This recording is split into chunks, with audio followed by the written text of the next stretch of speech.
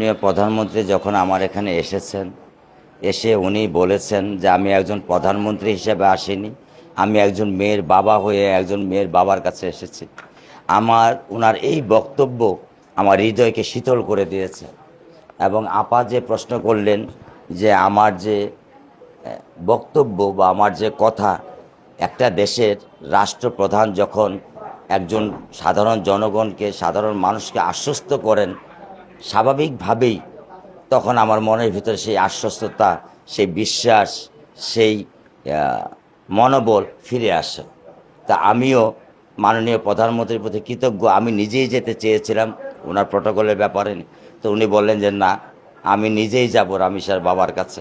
এটাও আমার একটা সবচেয়ে অনেক বড় পাওয়া এবং বড় কৃতজ্ঞতা তার কাছে। উনি আমার বড় মেয়ের দায়িত্ব নিয়েছেন, উনি আমার ছোট মেয়েকে ভালোবাসছেন, উনি আমার পরিবারকে ভালোবাসা দিয়েছেন। সর্বোপরি উনি আমাকে বলেছেন যে আমরা 7 দিনের ভিতরে চার্জশিট দিব এবং সবচেয়ে দ্রুত বিচারের ব্যবস্থা করব।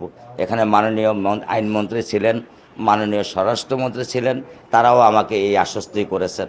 তো আমি সেই আশ্বস্তিত এবং আমি সেই আশায় আমি বুক বেঁধে আছি যে খুব দ্রুততার সাথে তাদের যে কমেন্ট, তাদের যে আইনি কাঠামো এবং তাদের যে মানবতা বা তাদের যে মানবিক দৃষ্টিকোণ থেকে আমার মেয়ের বিচারটা দেখছেন, এবং আমি আশা করি খুব দ্রুততার সাথে তারা এই বিচারের একটা সমাধান বা বিচারের একটা ফল আমরা দেখতে পারবো, এই বলে আমি এটা আশা